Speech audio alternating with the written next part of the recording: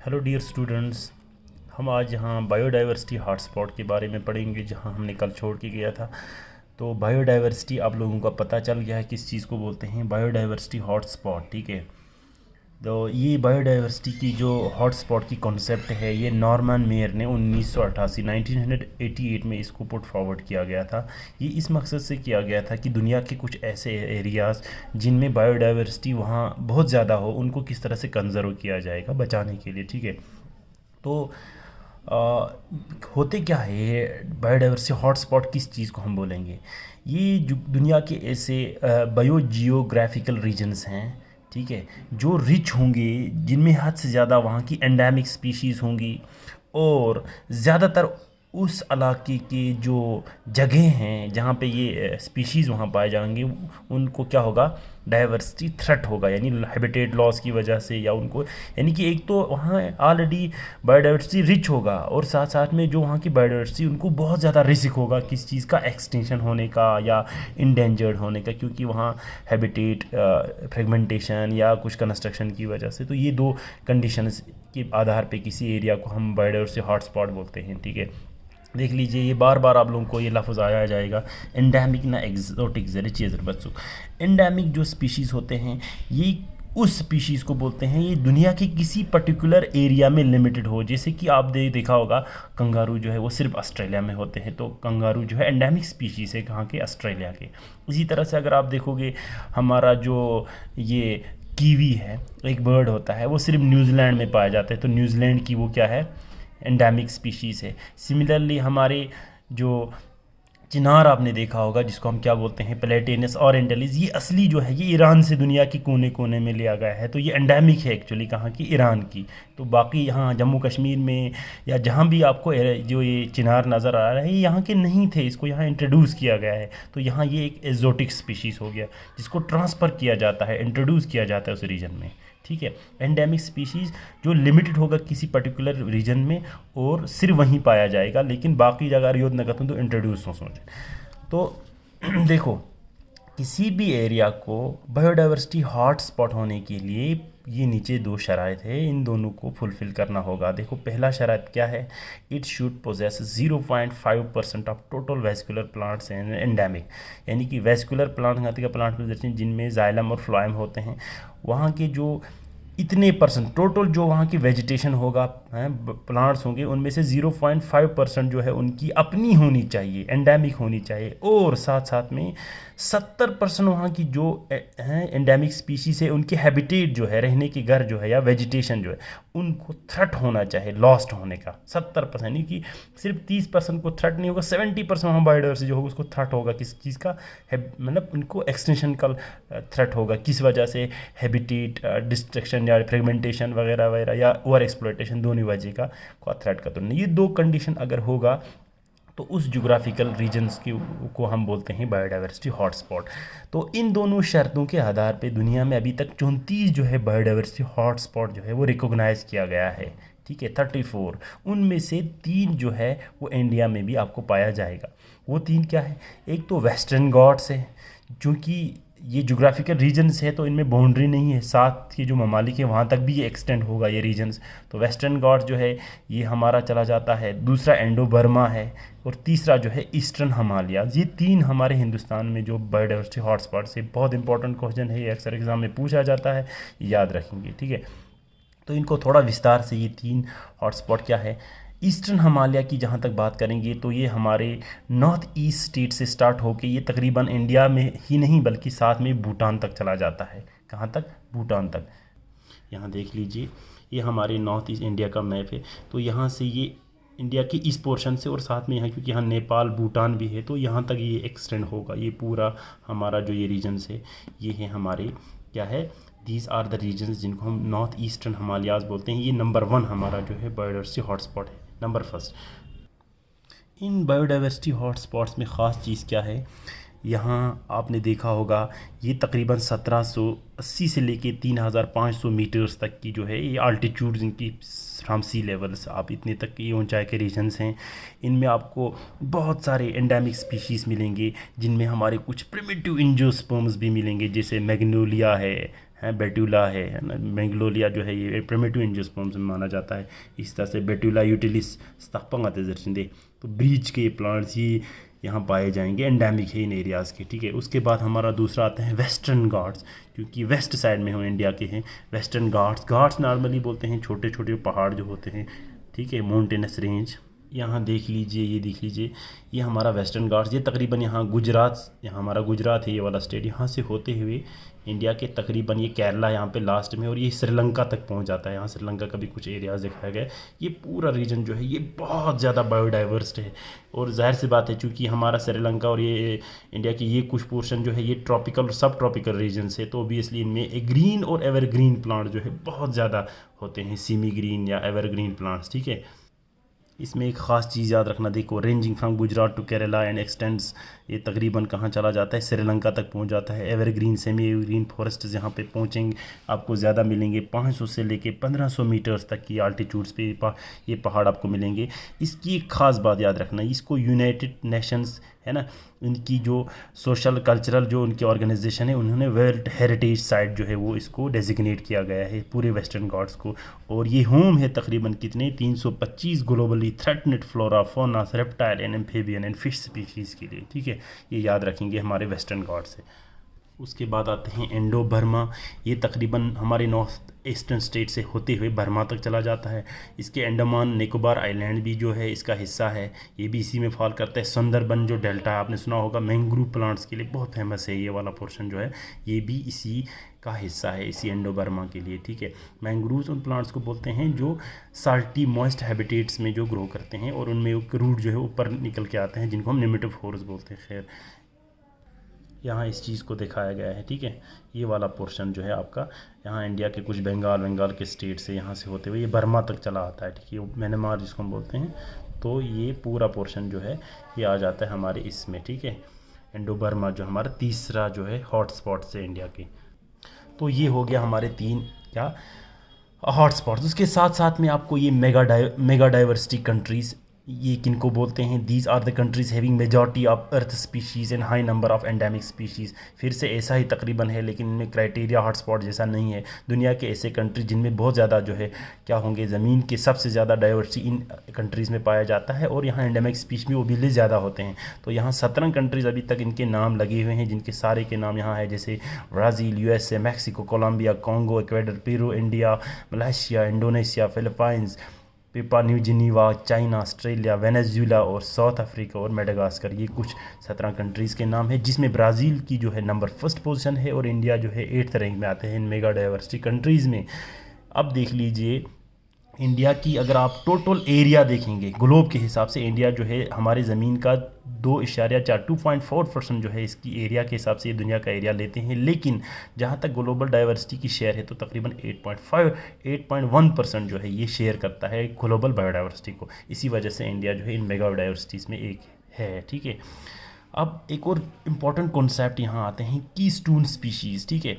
ये keystone species की concept जो अमेरिकन एक इकोलॉजिस्ट है जिसको रॉबर्ट ट्री पेन बोलते हैं, RT पेन जो है 1969 में इसने दे दिया था।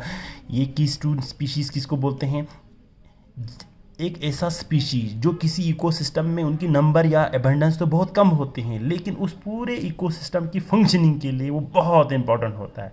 यानी कि हो तो बहुत छोटा या कम, लेकिन फंक्शन के लिहाज से वो बहुत इंपॉर्टेंट होता है, ठीक है। ऐसे यानी कि ऐसे यूँ मान लो कि अगर उस किस स्पीशीज़ को वहाँ से उस इकोसिस्टम से निकालेंगे तो उस पूरे इकोसिस्टम की फंक्शनिंग ही जो है वो क्या हो जाएगा, डिस्टर्ब हो जाएगा। तो यहाँ एक एग्जांपल दिया गया है। ज़्यादातर ये प्रीडेशन एंड म्यूचुअलिज्म में आपको इस कॉन्सेप्ट से आपको देख सकते हैं। देखो प्रीडेशन, ये मैं पढ़ाया है आप लोगों को प्रीडेशन के वक्त भी, जब आप पॉपुलेशन इंटरेक्शन पढ़ाता था। ये एक एग्जाम्पल दिया है कीस्टोन स्पीशीज़ का। पेजेस्टर नाम की एक स्टार फिश हुआ करता था, कहाँ, कैलिफोर्निया, USA के वेस्ट साइड की जो है स्टेट है, वहाँ उनकी सी कोस्ट में ये स्टार फिश हुआ करता था। एक प्रीडेटर है, ठीक है। प्रीडेटर क्या करता है, प्रे को खाता है, वहाँ के बहुत सारे प्रेज को ये खाता था। लेकिन जब किसी रिसर्च के करने के लिए इस प्रेडेटर को, पिजास्टर को, इस वेस्ट कोस्ट के जो उनकी हैं, वेस्ट कोस्ट जो एरिया है वहाँ से निकाला, तो कुछ समय के बाद देखा गया कि 1 साल के अंदर अंदर 10 species of invertebrate gets extinct within year. ये ऐसा क्यों हो गया? जब इनके जो प्रेडेटर को ही निकाला गया तो प्रे जितने भी थे वहाँ पे वो आपस में अपने फूड के लिए उनकी स्पीशीज़ उनकी नंबर इतना बढ़ गया है, उनकी नंबर इतना ज़्यादा बढ़ गया कि वो आपस में एक दूसरे के साथ कम्पीट करने लगे, इंट्रा स्पेसिफिक और इंटर स्पेसिफिक भी, जिसकी वजह से वो, क्योंकि आपको पता होगा जब कंपटीशन हो जाते हैं तो कंपटीशन में दोनों को नुकसान होता है। तो यहाँ जो है ये एलिमिनेट हो गया, 10 स्पीशीज जो है विद इन द ईयर इनवर्टेब्रेट उस एरिया में एक्सटिंक्ट हो गया था इसके न होने की वजह से। कितना कंट्रोल करता है आप अंदाज़ा करें। और एक एग्जांपल देख लीजिए, ये भी है, ये तो प्रीडेशन का है, म्यूचुअलिज्म का, ठीक है। बैंक्सिया नाम का एक प्राइनोड्स, ये एक प्लांट है जो होते हैं वेस्टर्न ऑस्ट्रेलिया में, ठीक है। ये प्लांट क्या करता है कि इसका जो ये जो इसका फ्लावर होता है वहाँ बहुत सारे हनीज जो है यानी नेक्टर निकलता है, सॉरी हनी नहीं निकलता है।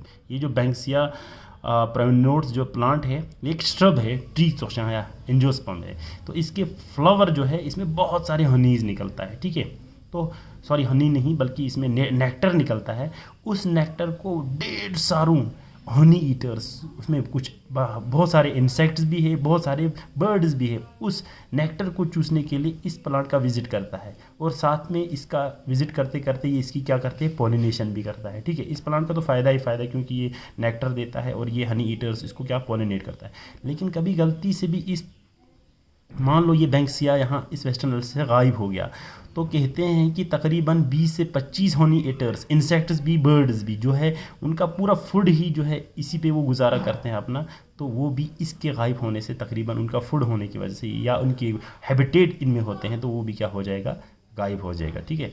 तो ये एक और क्या है, ये भी एक इम्पॉर्टेंट है जो इनकी पूरी मतलब क्या करते हैं, इनकी नंबर्स को रेगुलेट करता है, ठीक।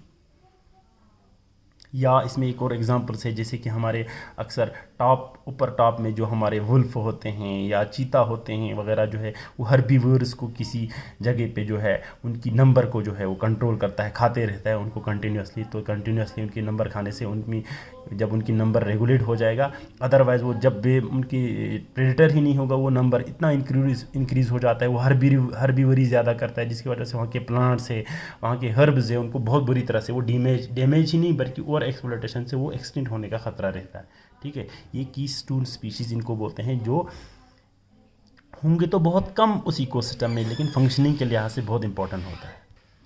इसी के साथ अब एक और कॉन्सेप्ट है इको टाइप और ईकेड्स, ठीक है। इको टाइप जो है इस टर्म को कॉइन किया था ट्रूसन ने 1992 में। इको टाइप किसको बोलते हैं, देख लीजिए, ये एक ही स्पीशीज़ के बहुत सारे इंडिविजुअल्स होते हैं या पॉपुलेशन होंगे, ठीक है। मान लो यहाँ पे एक पॉपुलेशन है, कुछ अपने ही हमारे कुछ प्लांट के पॉपुलेशन मिसाल के तौर पर होंगे या मिसाल के तौर पर हो सकते हैं। ये क्या होंगे, फिर इनको कुछ जोग्राफिकली मान लो ये कुछ यहाँ कुछ स्पीशीज़ के इंडिविजुअल्स है, इनको हमने सेपरेट कर दिया दो अलग अलग हैबिटेट में। मान लो एक को हमने यहाँ से ज़ानस्कार में ले लिया, ठीक है, ज़ानस्कार के हैबिटेट में ले लिया, दूसरे को हमने लेह में ले लिया। मान लो थे तो पहले एक ही स्टॉक के थे, लेकिन अब जोग्राफिकल बैरियर इनके बीच में आ गया है ना, जोग्राफिकल बैरियर्स हूँ बीच में जो है बहुत सारा लैंड की वजह से एक दूसरे से क्या कर दिया, अलग कर दिया। अब कुछ सालों के बाद जो है, क्योंकि लेह का अपना एक क्या बोलते हैं वहाँ की इन्वायरमेंटल कंडीशन होंगी, यहाँ ज़ानस्कार में अपने हिसाब से क्या हो सकता है कि वहाँ इन्वायरमेंटल कंडीशन होगा, तो ये जो प्लांट स्पीशीज़ है ये यहाँ भी अपने हिसाब से डाल जाएगा और यहाँ भी अपने हिसाब से ये डाल जाएगा। इनमें एडॉप्टेशन, इनमें वेरिएशन आएगा और वो वेरिएशन धीरे धीरे इनके जीन तक चला जाएगा। मिसाल के तौर पर अब इनके जेनेटिक वेरिएशन आ जाएगा इनमें, समझ आया, यानी कि इनमें क्या हो जाएगा, इस हैबिटेट और इस हैबिटेट में आप जो कि जोग्राफिकल बैरियर भी है तो उस वजह से इन दोनों में क्या आ जाएगा, एक वेरिएशन आ जाएगा, ठीक है। वेरिएशन इतना ज़्यादा तो नहीं होगा लेकिन इनके कैरेक्टर्स में थोड़ा सा आपको मॉर्फोलॉजिकल डिफरेंस आपको नज़र आएगा इस और इसमें कुछ सालों के बाद या 100 सालों के बाद, ठीक है।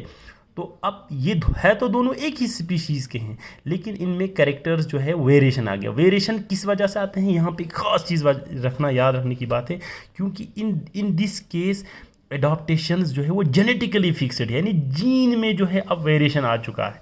अब अगर कभी आप इन दोनों को क्या करोगे, इन दोनों को अगर वापस किसी ऐसी ही कंडीशन में या एक कंडीशन में क्यों से कतन या वापस कतन क्यों ना, इन दोनों में जो है ये चेंज जो है वो वापस से आउंदे वेरिएशन पे आऊँ लोग से 6 चांस में, क्योंकि अब ये जीन्स में वेरिएशन हो चुका है, इरिवर्सिबल होगा, ठीक है। हालांकि ये एक दूसरे के साथ रिप्रोडक्शन करेगा, क्यों करेगा, क्योंकि एक ही स्पीशीज़ के। तो इसी वजह से हम कहते हैं कि इको टाइप क्या है, population of species which are genetically adapted to a particular environmental conditions and are different from other population of the same species। लेकिन इनको हम सब स्पीशीज़ नहीं बोल सकते, क्योंकि वेरिएशन इतना ज़्यादा नहीं है कि इन दोनों को अलग स्पीशीज़ या एक स्पीशीज़ के डिफरेंट टाइप्स बोलेंगे, है तो एक ही स्पीशीज़ के, लेकिन वो चेंज जो है वो जीन्स में इनकी आ चुकी होती है। ये आपको याद रखना है, ख़ास बात, जीन्स में चेंज आ गया होता है। जब जीन्स में चेंज आ गया तो वो इरिवर्सिबल होता है। वो आप एक यंग दोबारा दिन का तो ऐसी कंडीशन में ले जाओगे तो इनमें वो चेंज वापस नहीं आ सकते, क्योंकि इनकी फिक्स हो चुकी होती है वो चेंज, ठीक है। हियर द एडाप्टेशन या variations are so minute that we can not designate them as a subspecies. हम उनको या उनको अलग टेक्सोनॉमिक रैंक देने की ज़रूरत नहीं है, जैसे कि सब स्पीशीज़ फैमिली ऑर्डर दूसरा मतलब टेक्सोनॉमिक रैंक ज़रूरत, तो ये इनको देने की कोई ज़रूरत नहीं है। लिंडबर्ग या पॉलिएंथा जो है इसकी एग्जाम्पल है, ठीक है। तो याद रखेंगे इनमें वेरिएशन कहाँ होता है, यानी एक ही स्पीशीज़ के दो अलग अलग जो पॉपुलेशंस के मेंबर्स को वेरिएशन आ गया होगा, लेकिन वो जेनेटिकली वेरिएशन आ चुका होगा। हालांकि एक ही स्पीशीज़ के होने की वजह से वो आपस में इंटरफर्टाइल होता है, यानी इंटरब्रीड कर सकता है, रिप्रोडक्शन एक दूसरे के साथ कर सकता है, ठीक है। अब इसी में एक और होता है इकोफिन या ईकेड। ईकेड किसको बोलते हैं, ये भी बिल्कुल ऐसा ही, मतलब मान लो फिर उसी एग्जाम्पल को लेके, मान लो यहाँ पे कुछ स्पीशीज़ है जेड, इनको हम क्या करेंगे, दो अलग अलग, एक को हम फिर से ज़नस्कार का और दूसरे को हम लेह की एग्जांपल दे के लेंगे। इनको हम जोग्राफिकली बैरियर की वजह से इनको अलग अलग इन्वायरमेंटल कंडीशन में दे दिया। अब फिर कुछ सालों के बाद 100-150 साल के बाद ये स्पीशीज़ है, ये यहाँ की कंडीशन के हिसाब से डल जाएगा, यहाँ से इनमें कुछ वेरिएशन आ सकता है, मान लो, ठीक है, कुछ चेंज आ गया। लेकिन वो चेंज अगर कतन चेंज तो आ गया, लेकिन वो चेंज सिर्फ इन्वायरमेंट की वजह से आ गया, लेकिन उनकी जीन्स तक नहीं गया होगा, यानी जेनेटिकली चेंज कतन अच्छा है ना, तो तब हम सिर्फ मॉर्फोलॉजिकल ही होगा, ठीक है। तो ऐसे कंडीशन में ये दोनों आपस में अलग तो होंगे, मतलब कुछ वेरिएशंस इनमें होगा, लेकिन वो जेनेटिक वेरिएशन नहीं हो सकता है, वो सिर्फ किस वजह से होगा, एनवायरमेंटल की वजह से वो वेरिएशन आ जाएगा। तो अगर कतन दिन इसका आते वापस कतन क्यों ना यंग दिस कंडीशन, तो ये वापस फिर उसी कंडीशन में आ जाएगा, पहले वाले कंडीशन में, क्योंकि इनकी जीन्स में वो चेंज नहीं आ गया है, ठीक है। तो ये यहाँ से वापस फिर इनकी कैरेक्टर्स जो यहाँ ये दिखा रहा था ये लॉस करेगा, फिर से वैसा ही जो ओरिजिनल कैरेक्टर है वैसा दिखाना स्टार्ट कर देगा। तो बिल्कुल यही लिखा गया है यहाँ पे, क्या लिखा है, an ecad is a population of species which are genetically from same stock, क्योंकि जेनेटिक कोई चेंजिंग इनमें नहीं हुआ होता है, वहाँ मैंने इसलिए नहीं लिखा क्योंकि वो जेनेटिकली फिक्सड हो गया होता है, चेंज हो गया होता है। But variations are morphological adaptation, सिर्फ इन्वायरमेंट की वजह से उनमें वेरिएशन आ गया होगा। अगर इनको आप वापस ले गए, यहाँ वेरिएशन हो सकता है मॉर्फोलॉजिकल, मॉर्फोलॉजी से बाहर पलक कुछ वेरिएशन आ सकता है, जैसे लीफ की साइज़ बढ़ गया होगा थोड़ा सा या कुछ, तो यहाँ से आपने वापस ले गया ओरिजिनल कंडीशन में, फिर से वापस हो जाएगा। तो इस तरह से अपना जो कैरेक्टर्स का तो चेंज बना एनवायरमेंट के हिसाब, उसको हम फिनोटिपिक प्लास्टिसिटी भी बोलते हैं, शोज फिनोटिपिक प्लास्टिसिटी, ठीक है। In this adaptations morphological variation जो है एडॉप्टेशन वो इरिवर्सिबल होता है, यहाँ इरिवर्सिबल, यहाँ रिवर्सिबल होते हैं, ठीक है। और ये भी आपस में चूंकि एक ही स्पीशीज़ के होते हैं, इंटरफर्टाइल ऑब्वियसली ये भी होगा। और शोज फेनोटिपिक प्लास्टिसिटी, जरिए मतलब प्लेन, यानी कि यहाँ से यहाँ लाएगा, इन्वायरमेंट की वजह से इन्होंने कुछ कैरेक्टर चेंज दिखाया था मॉर्फोलॉजिकल, लेकिन वापस फिर मैंने वो लॉस करके फिर से वही ओरिजिनल एनवायरमेंट पे गसू नदी तो कैरेक्टर्स तमें, तो यहाँ एक कैरेक्टर दिखाएगा, यहाँ अलग या अलग कंडीशन खेलने जा, तो ऐसे कंडीशन में ये जो अपना थोड़ा कैरेक्टर्स जो है वो वेरिएशन दिखाता है, उनको हम बोलते हैं फिनोटाइपिक प्लास्टिसिटी। प्लास्टिसिटी चेंज बचा, फिनोटाइप्स हो एक्सप्रेशन बाहरी कैरेक्टर को। इसमें एग्जांपल है यूफोरबिया हिरेटा, इसके दो होते हैं, एक इरेक्ट सिस्टम और एक प्रोस्टेट सिस्टम, यानी कुछ प्लांट इसके जो है वो सड़क के किनारे जो होते हैं वो इस तरह से खड़ा होकर पैदा होते हैं, लेकिन जो कभी कभी उनके क्या बोलते हैं दंग वंग सा खन इस स्पीशीज़ के जो है वो इस तरह से प्रोस्टेट चला जाता है, यानी कि से थोड़ा इरेक्ट नहीं होते, तो प्रोस्टेट ये इसके एग्जांपल है। बहरहाल ये चीज़ें आपको यहाँ इको टाइप या इकेड में, इसको हम इकोफीन भी बोलते हैं या मॉर्फोलॉजिकल जो है क्या बोलते हैं इसको, मॉर्फोलॉजिकल वेरिएशन भी या एनवायरमेंटल वेरिएशन भी हम इसको बोल सकते हैं, ठीक है। इसी के साथ एक और इम्पॉर्टेंट कॉन्सेप्ट इसमें है लॉज ऑफ बायोडाइवर्सिटी, एक्सटिंक्शन किसको बोलते हैं, ठीक है। बायोडाइवर्सिटी आते हैं अक्सर, जैसे डायनासोर एक्सटिंक्ट हो गया, एक्सटिंक्ट आते हैं जब एक भी मेंबर उस स्पीशीज़ का एक भी इंडिविजुअल आपको लिविंग नज़र नहीं आएगा, when you will found not even single individual as a है, लिविंग मेंबर आपको इनका एक सिंगल इंडिविजुअल भी नज़र नहीं आएगा, तो ऐसे कंडीशन को या ऐसे स्पीशीज़ को हम ये डिजिग्नेट कर सकते हैं ये एक्सटिंक्ट हो चुका है, ठीक है। अ नेचुरल फिनोमिनन, कुदरती एक ऐसा तरीका या अमल in which species gets lost from the planet earth forever, हमेशा के लिए वो चला जाएगा। एग्जाम्पल जैसे डायनासोर की यहाँ एग्जाम्पल लगाए, the present rate of extension is approximately 3 species पर एवर, ठीक है। अभी भी क्योंकि ये नेचुरल फिनोमिनन है, एक्सटेंशन खुद ब खुद भी होता रहता है, तो बोलते हैं आजकल की अगर देखेंगे रेट देखेंगे एक्सटेंशन तकरीबन 3 स्पीशीज़ 1 घंटे में क्या हो रहा होता है, गता पता में एक्सटेंशन सुन चलो। लेकिन फॉर्चुनेटली अच्छी बात यह है कि स्पेसिएशन, नया स्पीशीज़ बनने को हम बोलते हैं स्पेसिएशन, इवोल्यूशन से, म्यूटेशन से, तो हर घंटे में लगभग 2 से 3 स्पीशीज़ फिर से क्या आता है, वजूद में आता है। तो तकरीबन ये है ना सेम, इसीलिए हमें इसमें नज़र नहीं आता है कि एक्सटेंट, जो कि रेट तकरीबन सिमिलर है इन दोनों का। अब देख लीजिए, ये तो नेचुरल अपना फिनोमिनन कुदरती तरीके से कहते हैं दिस स्पीड पिगडोल्शन। अब देखो टाइप्स किस तरह से हो सकता है। ये जो एक्सटेंशन है नेचुरल एक्सटेंशन, ये किसको बोलते हैं, with the change in environmental condition species gets lost which could not tolerate the new environmental conditions. तो with while as other species which tolerate the new environmental condition takes place, ठीक है, takes their place। अब ये जब किसी भी environmental conditions किसी जगह का जब चेंज हो जाएगा तो वहाँ की जो स्पीशीज़ अगर का तुम नया environmental change new environmental condition को अगर वो टॉलरेट नहीं कर पाया, अपने अंदर उसमें एडॉप्टेशन नहीं लाया, तो वो उस जगह से हमेशा के लिए क्या हो जाएगा, एक्सटिंक्ट होगा। और उनकी जगह लेने के लिए नए स्पीशीज़ आ जाएंगे उस जगह में, जो उस नए इन्वायरमेंटल कंडीशन को क्या कर सकता होगा, टॉलरेट कर सकता होगा। ये नेचुरली होता है ऐसा, it occurs at very slow rate, ठीक है, बहुत कुछ million years billion years take कर सकता होगा, ठीक है। It is also called as a background extension, इसको हम बैकग्राउंड साइलेंट ये खुद ब खुद हो रहा है, ठीक है। दूसरा इसमें है इसी एक्सटेंशन में मास एक्सटेंशन। धरती जब से बनी है 5 ऐसे बड़े बड़े वाक़ात हुए हैं जब बहुत ज़्यादा एट ए टाइम बहुत सारे स्पीशीज जो है इस दुनिया से क्या हो गया, एक्सटिंक्ट हो गया। इनमें से एक आपने देखा होगा प्लेस्टोसीन जब एरा आ गया था, जब धरती का टेम्परेचर बहुत ज़्यादा क्या हो गया, ठंड हो गया, पूरा जो है ज़मीन जो है वो किससे भर गया, ग्लेशियर की तरह भर गया। उसी दौरान हमारे डायनासोर भी है ना गायब हो गया इस दुनिया से। तो 5 बड़े बड़े ऐसे वाक़ात अभी तक हो गए हैं जिसको हम बोलते हैं मास एक्सटेंशन अभी तक हो चुके हैं टिल डेट, ठीक है। और ऐसा कहा जा रहा है कि ज़मीन जब से बना है 3 बिलियन ईयर से आज तक 5 बड़ी मास एक्सटेंशन खुद ब खुद हो है। Natural catastrophe extension occurs due to natural catastrophe, मतलब डैमेज या कुदरती आफात की वजह से खुद ब खुद होते हैं।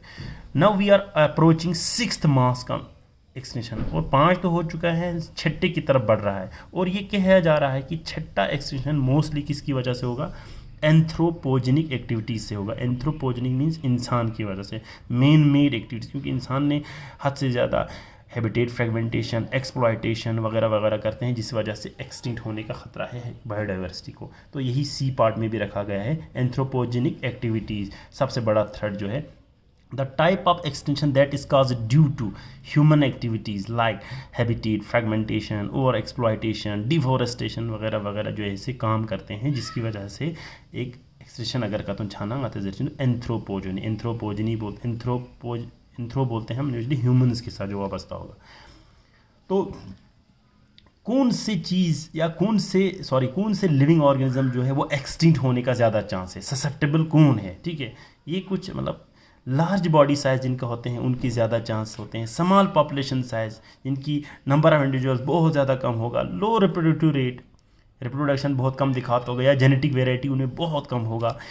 Feeding at high trophic levels in food chain, मैंने उस दिन भी बताया था, जैसे कि हमारे प्रोड्यूसर से फिर हर्बीवर्स है ना, इस तरह से first second third trophic food chain के सबसे, क्योंकि लेवल मैंने बताया था आप लोगों की फूड चेन में 5 लेवल तक चला जा सकते हैं। जो टॉप के लेवल्स होते हैं इनको हमेशा जो है यहाँ तक एनर्जी बहुत कम पहुँचता है, क्योंकि एनर्जी हर स्टेप में कम होता जाता है ना। तो बोलते हैं जो टॉप फूड चेन में उनको भी ज़्यादा रिस्क होता है as compare to low age का। अगर फूड चेन का तो 5 लेवल है ना, ऊपर के वालों को ज़्यादा चांस होता है एक्सटेंशन होने का as compare to lower sea, तो एनर्जी के हिसाब से। अच्छा, fixed migratory routes and habitat, उधर इधर ज़्यादा माइग्रेशन नहीं करता होगा, एक ही जगह में बैठा होगा, हैबिटेट बहुत छोटा होगा उनका, सिकुड़ा हुआ होगा। या नैरो रेंज ऑफ डिस्ट्रीब्यूशन, और डिस्ट्रीब्यूट भी दुनिया में बहुत कम होगा किसी खास जगह। जैसे कंगारू सिर्फ ऑस्ट्रेलिया में है, तो अगर ऑस्ट्रेलिया में ही अगर वो एक्सटेंड हो गया तो वो हमेशा के लिए हो जाएगा, ठीक है, ऐसे कंडीशंस। तो ये हमारा लेक्चर आज यहाँ पे ख़त्म हो जाता है। तो कल इंशाल्लाह हम जो है यहाँ से आगे जो है जो अपना लेक्चर जो है वो जारी रखेंगे। Thank you.